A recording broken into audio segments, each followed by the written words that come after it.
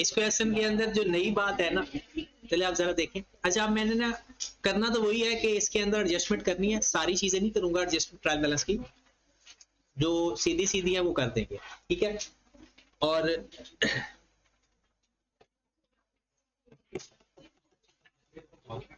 एक मिनट,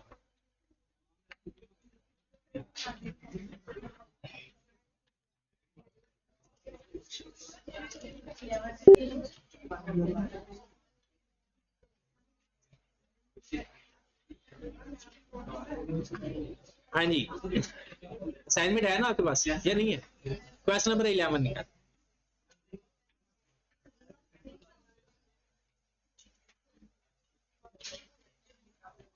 मिल गया?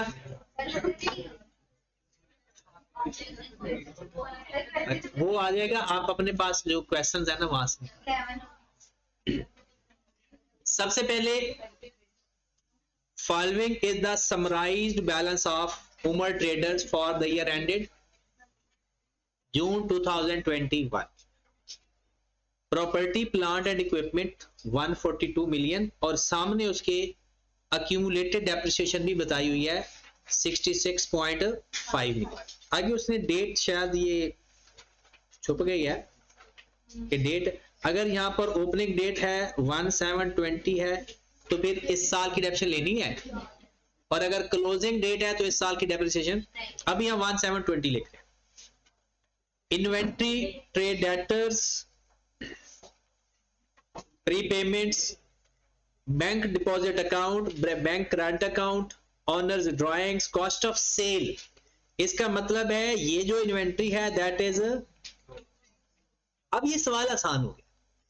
अगर कॉस्ट ऑफ सेल वाला सवाल आ जाए ना, ये आसान होता है।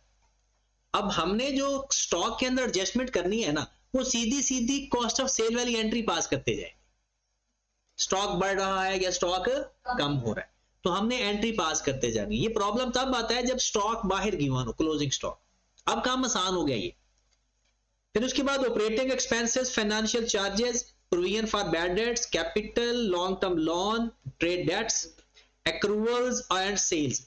जैसे आपने अभी बताया कि पिछले क्वेश्चन में 4 मिलियन का, ये 4 का डिफरेंस आ रहा था, तो जाहिर सी बात है ट्रायल बैलेंस में जितना डिफरेंस होगा ना, वो आपका फाइनेंशियल पोजीशन में डिफरेंस आ सकता है। ट्रायल बैलेंस टैली हो तो हमेशा याद रखें, फिर कंफर्म बराबर ही आएगा, क्योंकि ये क्वेश्चन मॉडिफाई किए गए हैं, तो किसी न किसी क्वेश्चन में ये एरर हो सकता है।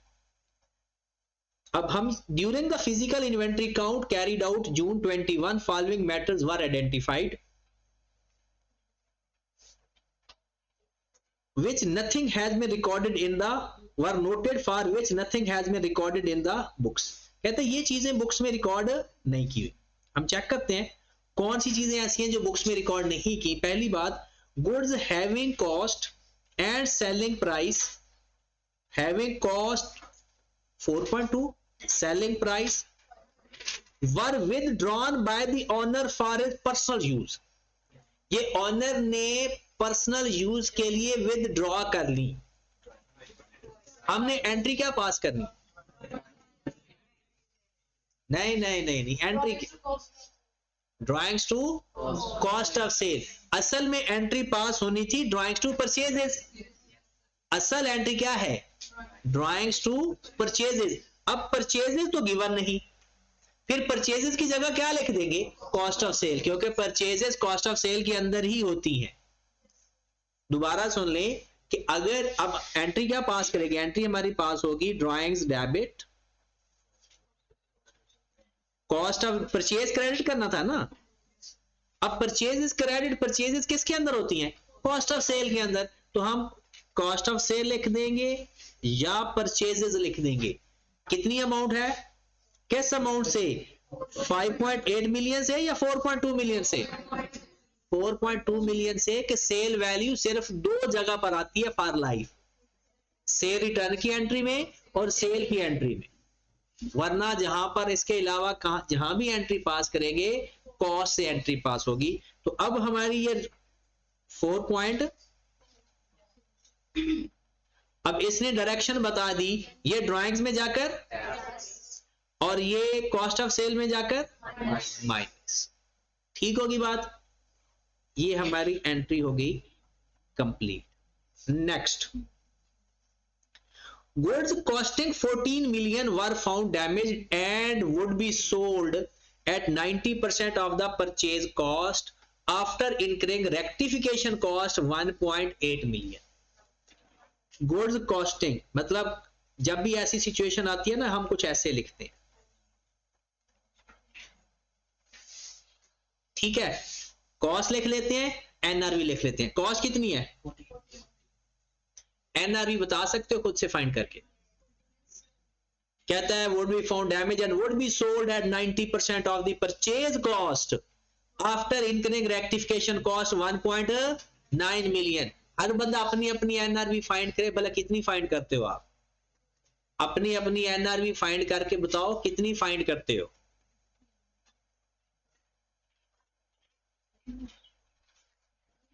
वी फाइंड, सबने फाइंड करनी है।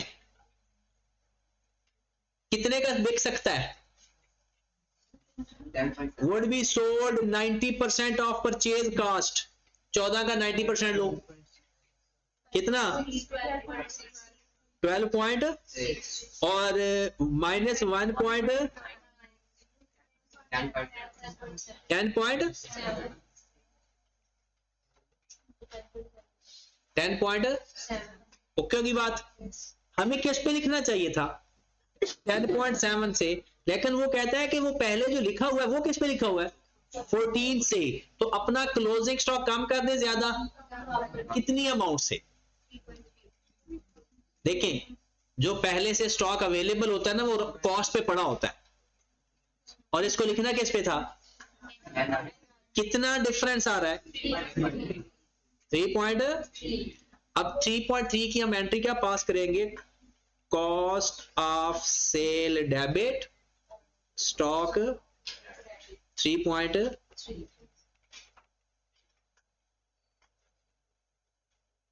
ओके की बात, एनआरवी लॉस से आपने अपना स्टॉक कम कर देना है। अब कर क्या रहे हैं, कॉस्ट ऑफ सेल में प्लस कर रहे हैं और स्टॉक में से माइनस कर, जो ऊपर गिवन है ना इंफॉर्मेशन, उसमें प्लस माइनस करते जाओ। नेक्स्ट,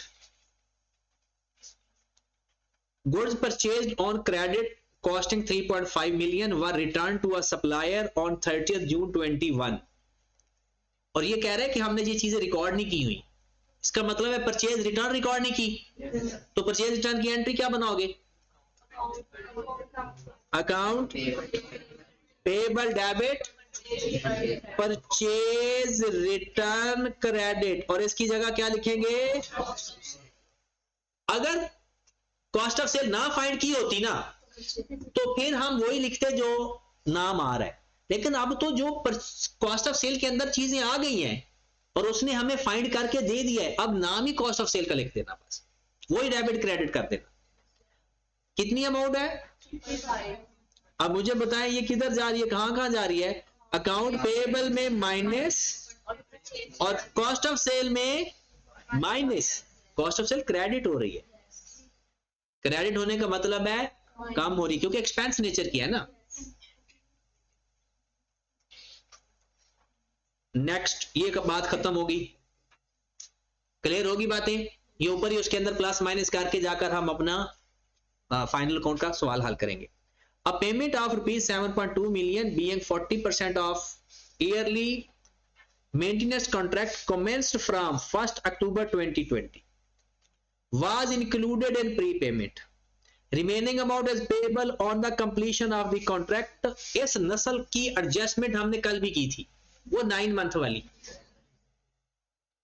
वैसे तो ये सही वाली समझ हमें लगेगी एक्रूअल प्रीपेमेंट में, बट हम कॉमन सेंस से कर सकते हैं। सवाल देखें, अब payment 7.2 million being 40% amount of the yearly, अगर मैं पूरे साल का पूछूं तो कितना बनता है,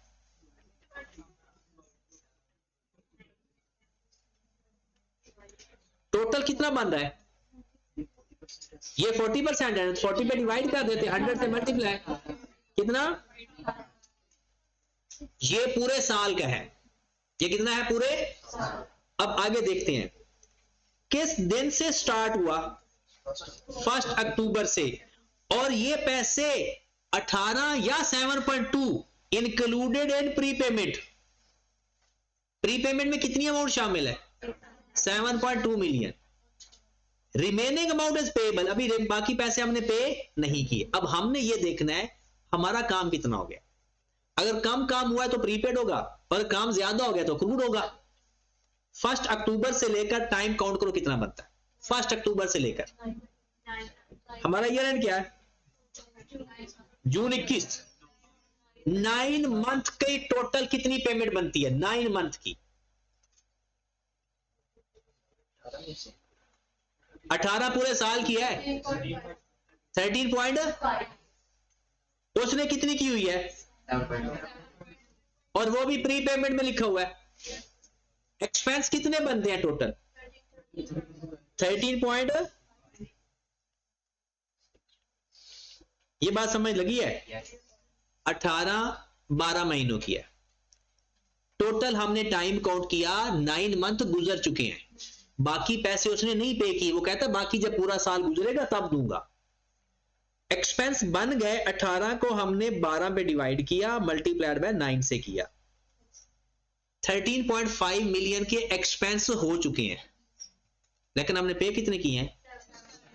और वो भी किस में लिखे हुए हैं? प्रीपेड में। अब उसको प्रीपेड में रहने दे या निकाल दे वहां से? निकाल के क्या करोगे? एक्सपेंस में लिख देंगे। किस में लिख देंगे? 7.2 भी एक्सपेंस में लिख देंगे। और जो बाकी है occur but not paid, occur 7.2 paid है, अनपेड कितने हैं? 6. कैसे पता चला? 13.59 मंथ के एक्सपेंस बनते हैं हमारे टोटल, लेकिन हमारे पेमेंट में कितने आए हुए हैं? 7.2। बाकी क्या है? अनपेड। और जो अनपेड है उसको कहां लिखोगे? एक एक्सपेंस में भी लिखेंगे और एक करंट। कोई मुझे इसकी एडजस्टिंग एंट्री अगर बनवा देना तो मजा आ जाए। एक्सपेंस डेबिट, कितनी अमाउंट से एक्सपेंस डेबिट?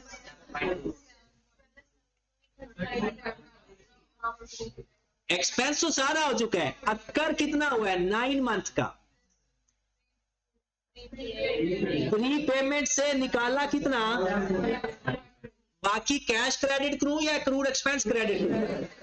क्योंकि बाकी अभी पे करने हैं। 6. अब दोबारा डिफरेंट अंदाज में सिखाता हूं।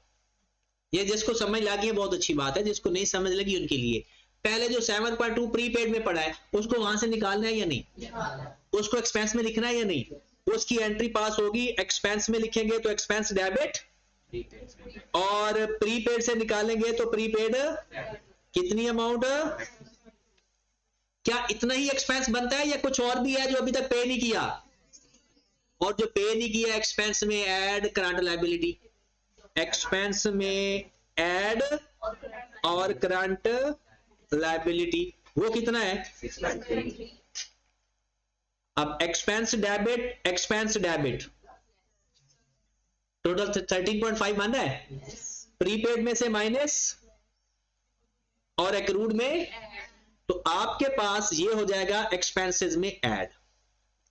ऑपरेटिंग एक्सपेंस के नाम से जो भी नाम गिवन होगा, प्री पेमेंट गिवन होगा उसमें से कर देंगे माइनस, और करंट लायबिलिटी में जाकर कर देंगे, अगर तो अलग से पड़ा हुआ है तो अलग अलग से लिख देंगे, और अगर उसने क्वेश्चन के अंदर इकट्ठा बताया हुआ है तो इकट्ठा लिख देंगे।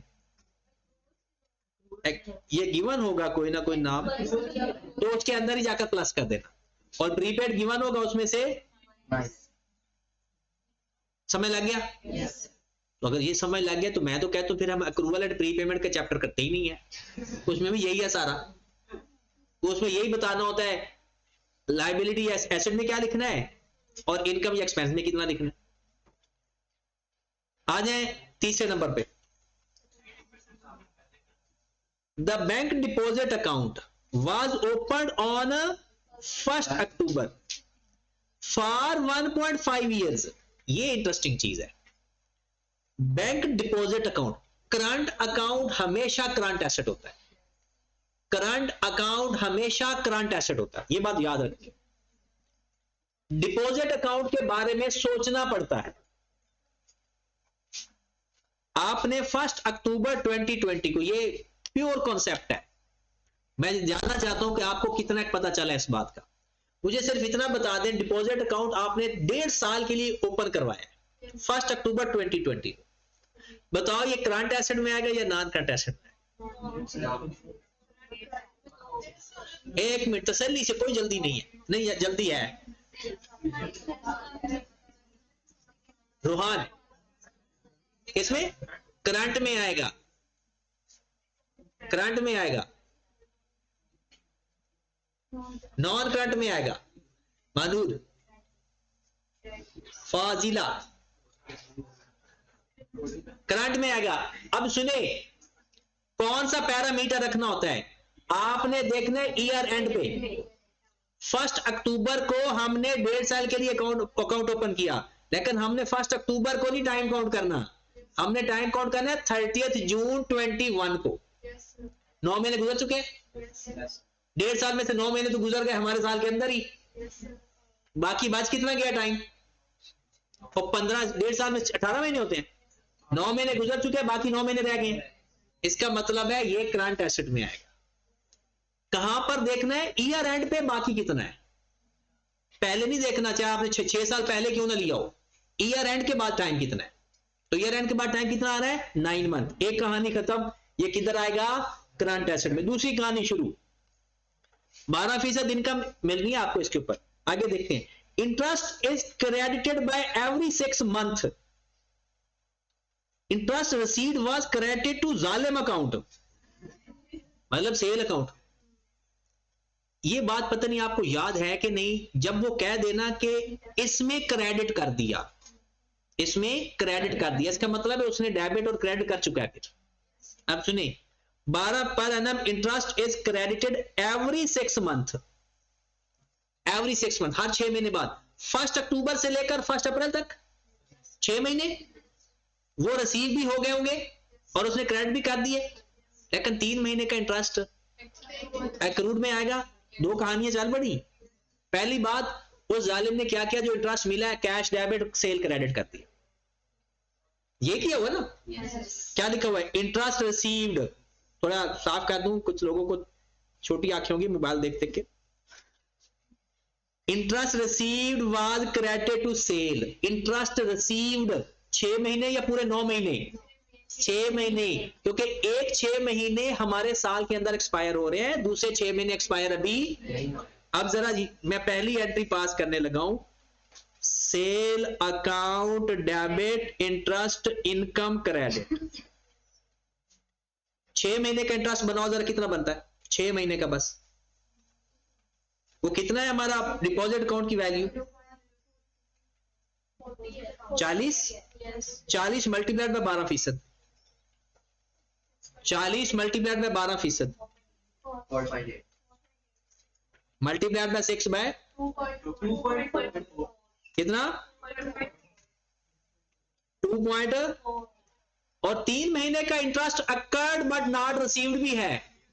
ये कहानी समझ लगी है, क्योंकि 9 महीने टोटल गुजर चुके हैं, लेकिन मिले कितने हैं अभी, वो कहता है 6 महीने करके दूंगा, तो 3 महीने अकर्ड हैं बट रिसीव्ड, तो उसकी एंट्री क्या पास होगी, एक्रूड इनकम या एक्रूड या इंटरेस्ट रिसीवेबल डेबिट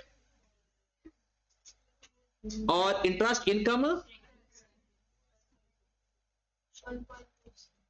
1 ये 3 महीनों की बात, और वो जो 6 महीनों का मिल गया और उसने सेल में क्रेडिट कर दिया, वो भी हमने ठीक कर दिया।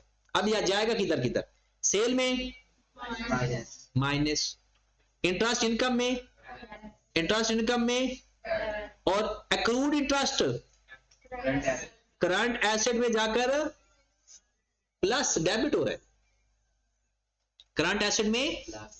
बात समझ लगी है अच्छी तरह से, चलें। देखिए टाइम डिस्ट्रीब्यूशन में आपको किस दिन आपने डिपॉजिट करवाया, अक्टूबर में, और हमारा ईयर एंड है जून, 9 महीने टोटल बनते हैं। वो कहते हैं 6 महीनों का इंटरेस्ट दूंगा, अक्टूबर से वो आगे 6 महीने का देगा, फिर उसके बाद अगले 6 महीने का इंटरेस्ट देगा। तो पहले 6 महीने तो हमारे साल के अंदर आ गए, अगले 6 महीने आगे जाकर चले गए, 3 महीने हमारे अक्कर हो गए, लेकिन पैसे नहीं मिले, तो वो मिलेंगे 6 महीने बाद। इसलिए वो 3 महीने। जो हमारे अक्कर हो गए ना वो हम रिकॉर्ड करते हैं, क्योंकि अक्रूवल कॉन्सेप्ट कहते हैं। ये जाकर ना घर जाकर ना इसके मजे लिया करो, कहवे कि नहीं क्वेश्चन के। हाँ जी आ जाओ।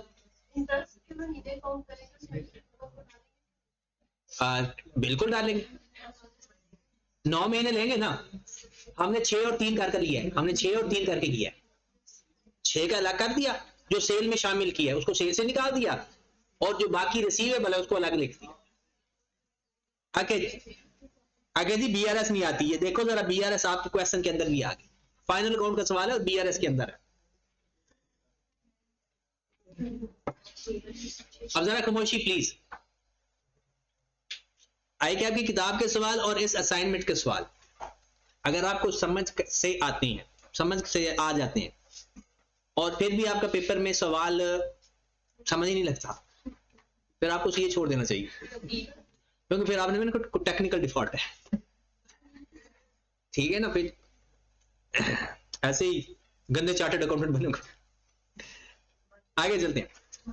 The figure in the trial balance. अब जरा सवाल समझना है, हमने सवाल समझना है, ये वाला आज की कहानी है। अब्दुल्ला इधर फोकस करना है। The figure in the trial balance, in the trial balance bank current account represent balance prior to the reconciliation. इसका मतलब है रिकंसिलिएशन ही नहीं की हुई, इसका मतलब है बैलेंस एडजस्टेड होगा अनएडजस्टेड होगा। लेकिन हमने कौन सा लिखना होता है, एडजस्टेड, और बैलेंस है कौन सा, अनएडजस्टेड। कहता है upon comparison with bank statement it was discovered that. अब जब बीआरएस बनाते हो ना, आपके पास check of rupees 31 million deposited into bank were not credited. Entry बनाओ, एंट्री बनाओ। इसकी एंट्री पास ही नहीं होगी, और जिसकी एंट्री पास नहीं होगी हम तो करते ही एंट्री से हैं। अच्छा दूसरी बात सुनिए, अगर आपको balance as per bank statement given हो ना, बैलेंस एज पर, उसमें एनपी एनसी एडजस्ट करके एक एडजस्टेड बैलेंस फाइंड कर देंगे। अगर बैलेंस कौन सा गिवन हो, अब ऊपर वो क्या कहता है, the figure in the trial balance of bank current account represent balance provide to the reconciliation with bank statement upon comparison with bank statement it was discovered that. इसका मतलब है बैलेंस जो पड़ा हुआ वो कैश बुक है। क्या लिखा हुआ है, upon comparison with bank statement, का मतलब है हम अपने बैलेंस को बैंक स्टेटमेंट के साथ कंपेयर कर रहे हैं। तो बैलेंस जो पड़ा हुआ है वो किसका है, हमारा कैश बुक का बैलेंस है। एडजस्टेड बैलेंस दो में से किसी एक बुक से निकाल लो, अब तो है कैश बुक का बैलेंस। हम यहां पर ये जो अभी हम ऐसे करके बना रहे थे वैसे करके बना देते। कितना बैलेंस है करंट अकाउंट का जरा बताओ, 8.3। चले ना भी बनाए एंट्री के साथ ही, मैं तो गुजारा कर लेता हूं। पहला, इसकी तो एंट्री है नहीं तो गुजारा भी नहीं। ये अगर बैलेंस बैंक स्टेटमेंट का होता तो ये काम की थी, बैंक स्टेटमेंट का नहीं है तो ये काम की। आगे चलते हैं। As per standing instruction to the bank, quarterly office rent till December 31 August 2021 amounting 4.1 million was debited as per standing order to the bank. Quarterly office rent, हर क्वार्टर का ऑफिस रेंट, कहां तक, till 31 August 2021 amounting to rupees 4.2 million was debited. ये किस में debited है, bank statement में या कैश बुक में? बैंक स्टेटमेंट में डेबिट है और हमने क्रेडिट, अब हम क्रेडिट करेंगे, हम क्रेडिट करेंगे। अब चलो कर देते हैं, बैंक मेरा क्रेडिट हो गया 4 पॉइंट, डेबिट क्या करूं, डेबिट बताओ। तो रेंट पे किया जालमो,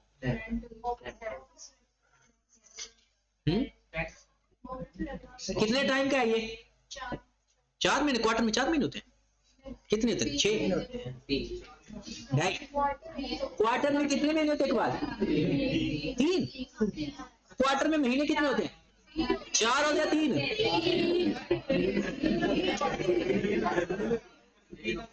आज का कितने महीने? 3 महीने। पक्का?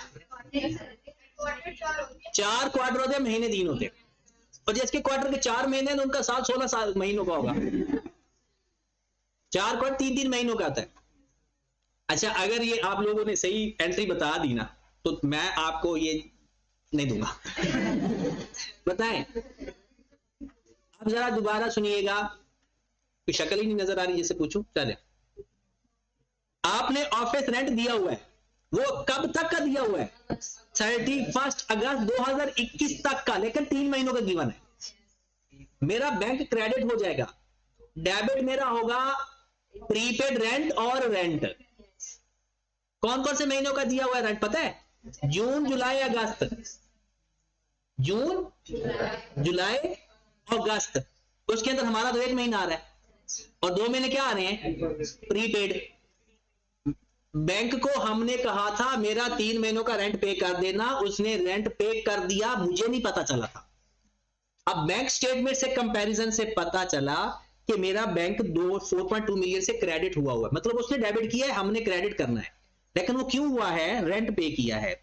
तो 1 महीने का रेंट आ जाएगा डेबिट और 2 महीनों का रेंट आ जाएगा prepaid rent.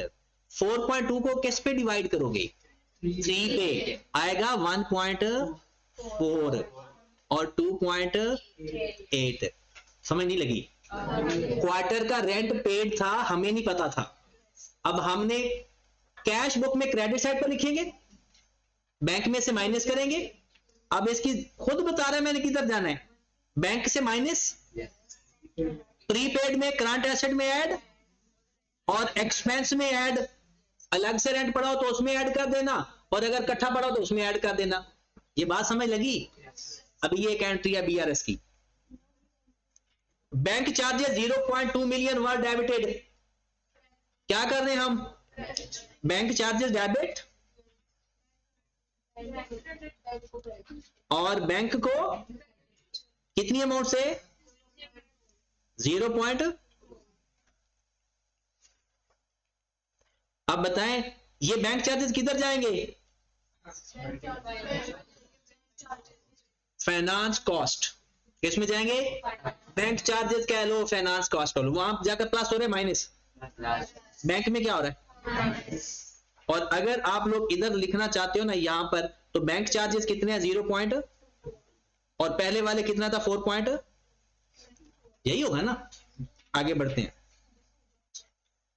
Last entry. A check of rupees 0.9 million was returned by the bank as dishonored. This check was received from the customer net of 10% settlement discount. इतना जालिम है, जान लेता है। बताओ, चेक डिसऑनर हुआ है, चेक डिसऑनर की एंट्री क्या? एनसी।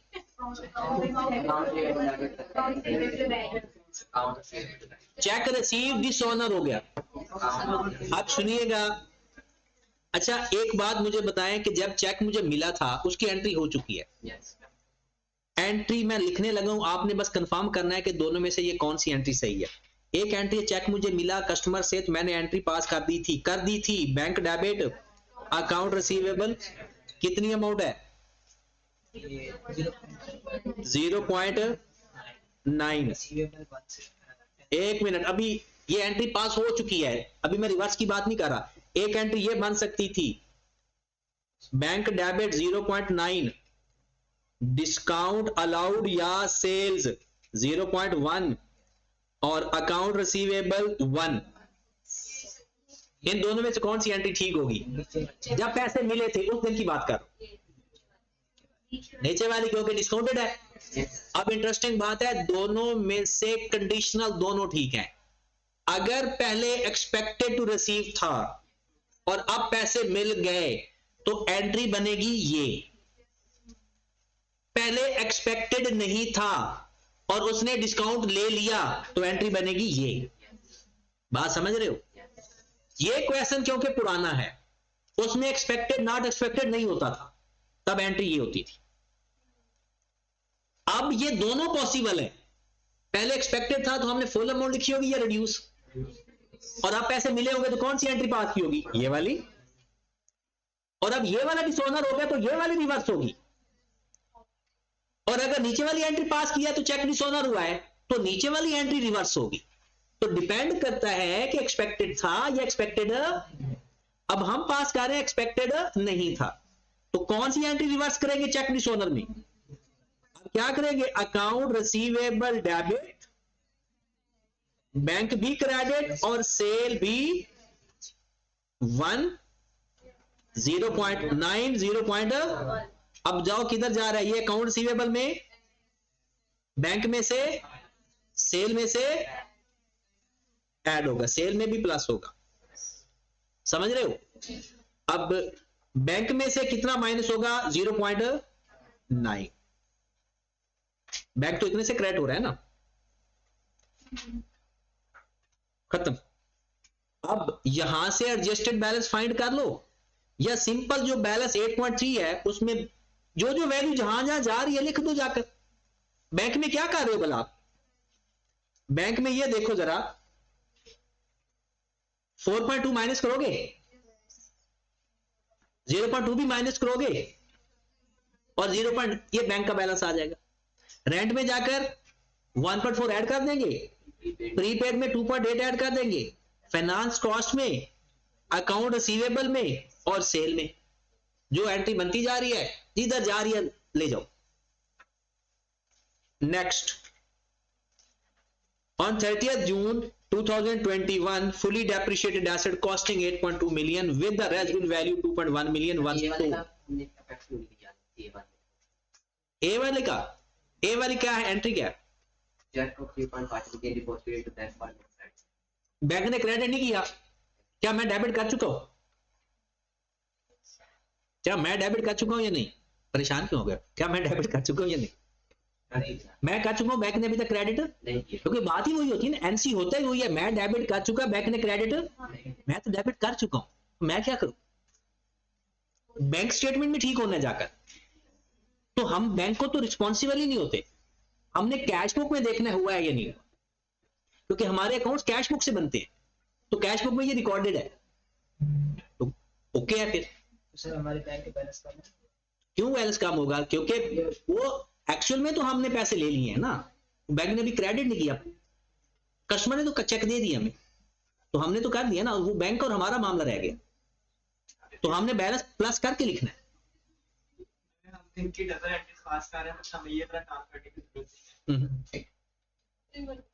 हम तो फाइनल अकाउंट का ना एंट्री से काम चला लेना। आगे चलते हैं।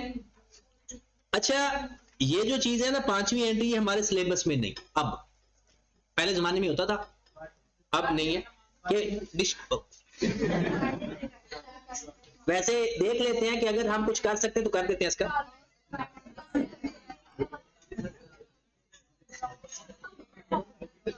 अच्छा, वैसे वो इधर शुगल, मुझे ये बताएं, एक एसेट था फुली डेप्रिशिएटेड, उसकी कॉस्ट कितनी थी और उसकी रेजिडुअल वैल्यू कितनी, 2.1 million, was sold on credit for rupees 2.6 million, हमने इसका बेचा, एंट्री पास नहीं की, कितने का बेचा,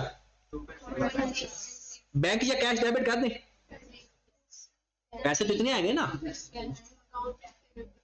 होता यह है कि बैंक क्रेडिट में बेचा है ना, other receivable, other receivable debit कितने से, 2.6 से, ठीक है, और हमारा एसेट कितने का था, 8. एसेट का नाम लिखा हुआ है या बस एसेट लिखा हुआ है, एसेट, फिक्स्ड एसेट्स लिख देते हैं, ऊपर भी एसेट इकट्ठे होंगे, उनकी वैल्यू क्या है, 8. डन।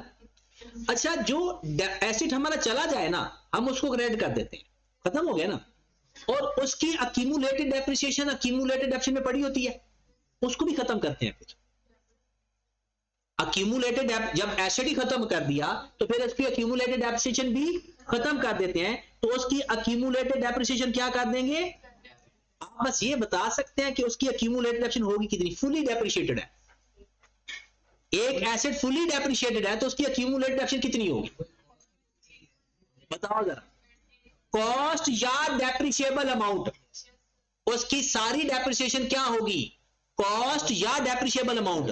डेप्रिशिएबल अमाउंट, क्योंकि हम डेप्रिशिएट करते ही डेप्रिशिएबल अमाउंट को हैं। कॉस्ट माइनस रेजिडुअल वैल्यू, तो कॉस्ट गिवन है 8.2 माइनस 2 पॉइंट कितना, ये इतनी इसकी सारी डेप्रिसिएशन है। फुली डेप्रिशिएटेड का मतलब क्या होता है, जितनी डेप्रिशिएबल अमाउंट है सारी डेप्रिशिएट हो गई, तो 6 पॉइंट।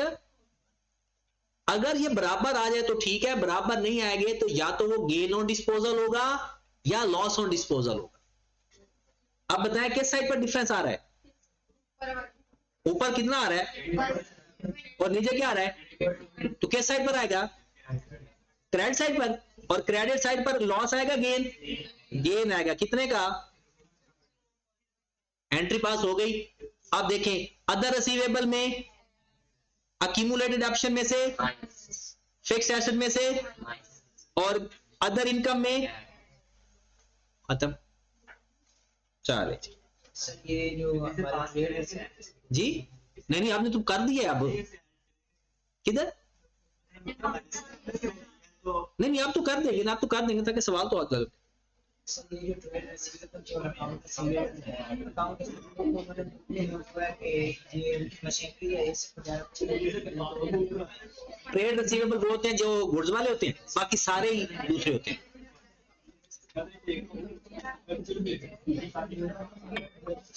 चलो जल्दी से last entry. In addition to specific provision 3.9 million against trade debtors of rupees 39 million, OT needs to maintain general provision for doubtful debts of 5% of the remaining closing debtor। अच्छा, ये introduction to accounting ही होती थी तब भी और अब भी वही है। सबसे पहले मुझे आप बताएं, हमारी रेक्टिफिकेशन के अंदर कोई अकाउंट रिसीवेबल आया कहीं? अकाउंट रिसीवेबल क्या चेक करके देख लें आपकी रेक्टिफिकेशन के अंदर कहीं अदर रिसीवेबल नहीं ये पड़ा, और देख लें कहीं अकाउंट रिसीवेबल आया हो। एक ही आया है। आप देखें जरा हमारे रिसीवेबल हैं कितने, रिसीवेबल ढूंढ के बताएं। 42 पूरा प्लस कितना हो गया? अब आप लोगों को यहां पर इस बात की अगर सही समझ लग जाए तो आपकी अंग्रेजी अच्छी है, समझो। वो बात क्या है इधर देखिएगा जरा। कहता है in addition to specific provision of rupees 3.9 million against the debtor 13 million. एक हमारा डेटर 13 मिलियन का है, उस पर 3.9 स्पेसिफिक अलाउंस है। कहता है बाकियों के ऊपर 5% है। ओके होगी बात। अब हम कैसे कैरी ऑन फाइंड करते थे, याद है? स्पेसिफिक प्रोविजन को अलग और बाकियों को। मेरे डेटर है 43। अब 43 में से कितने डेटर मैं माइनस कर दूं? 13, क्योंकि इस 13 की प्रोविजन कितनी है? बाकी बच गए। इसके ऊपर कितना अलाउंस है? 30। ये बात समझ लगी? 13 के मेरे रिसीवेबल हैं। उसने खुद मुंह से नहीं बोला, लिखकर बोला कि 3.9 मिलियन 13 मिलियन की स्पेसिफिक प्रोविजन है और बाकी के ऊपर 5% है। तो हमने 13 मिलियन को निकाल दिया क्योंकि उसकी प्रोविजन कितनी है? बाकी कितने बच गए? 30 का ले लिया 5%। 1 पॉइंट ये मेरा आ गया कितना? 5 पॉइंट। ये क्या चीज आ गई? Carry down. अब हम वो एडजस्टेड ट्रायल बैलेंस वाली साइड पे मैं नहीं जा रहा, आप लोग जाते रहना, मैं तो वापस जा रहा हूं। बैड डेट्स और SOFP। क्या क्वेश्चन के अंदर बैड डेट्स हैं कहीं? नहीं है, बरोडन तो होगा। तो carry down minus carry down कितना है? 5 और ब्रॉड ऑन 4 पॉइंट कितना आ गया? 1 पॉइंट। इसको लिख देंगे एक्सपेंसेस के अंदर, इसको लिख देंगे। और आपका जो 5.4 आ रहा था इसको लिख देंगे अकाउंट रिसीवेबल में से, बस।